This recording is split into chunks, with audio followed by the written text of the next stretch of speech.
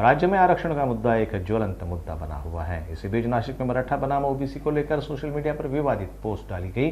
इस मामले में पुलिस ने एक को गिरफ्तार किया है। ओबीसी नेता श्रवण देवरे ने कल अपने फेसबुक अकाउंट पर एक विवादित पोस्ट किया और उसके बाद नासिक में मराठा बनाम ओबीसी विवाद शुरू हो गया। संभाजी ब्रिगेड भी श्रवण देवरे के खिलाफ आक्रामक हो गई और देवरे को चेतावनी दी गई कि वह वहां जहां भी जाएंगे उनके मुंह पर कालिख पोती जाएगी। नासिक उपनगरीय पुलिस स्टेशन में ओबीसी नेता श्रवण देवरे के खिलाफ शिकायत दर्ज होने के बाद उपनगरीय पुलिस ने श्रवण देवरे को हिरासत में ले लिया और आगे की जांच शुरू की। वरिष्ठ पुलिस निरीक्षक जितेंद्र सरमाले ने संभाजी ब्रिगेड के कार्यकर्ताओं से कानून को अपने हाथ में न लेने और कानून व्यवस्था बनाए रखने के लिए पुलिस से सहयोग करने की अपील की। त्याच्यामध्ये श्रावण देवरे यांनी त्यांच्या फेसबुक अकाउंटवरून मराठा संदर्भात एक आक्षेपार्ह पोस्ट व्हायरल केलेली होती। त्या संदर्भातच काल उपनगर पोलीस स्टेशनला आमच्याकडे 338/24 BNS कलम 196(1) आणि 353(2) प्रमाणे गुन्हा दाखल आहे।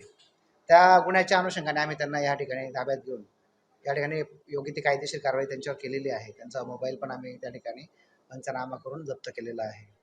तर एक इलेक्ट्रॉनिक माध्यमाद्वारे दोन समाजामध्ये दोन जातीमध्ये तेढ निर्माण करणारं वक्तव्य त्यांनी केलं असल्याने त्यांच्यावर ही कारवाई आहे। आज आमच्याकडे संभाजी ब्रिगेडचे कार्यकर्ते या ठिकाणी पोलीस स्टेशनला येऊन या संदर्भात त्यांनी चर्चा केलेली आहे।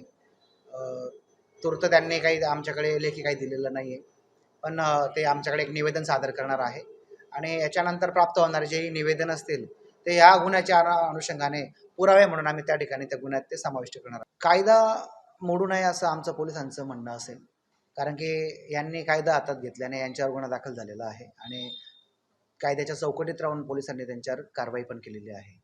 तर माझं एक सांगणं असेल की कायदेशीर कारवाई आपण त्यांच्यावर केलेली आहे, त्यामुळे पोलिसांनी केलेल्या कामगिरीवर सर्वांनी विश्वास ठेवावा। कोणताही व्यक्ती हा त्याच्या डोक्यात काय आहे ते त्याच्या याच्यातून कळतं, परंतु एखाद्या व्यक्तीने विकृतीतून किंवा एखाद्या अपराधातून जर काही केलेलं असेल त्याच्यातून सामाजिक एकोपा किंवा कायदा व सुव्यवस्था अबाधित राहणे ठेवणे हे सर्वांचं कर्तव्य असणार आहे।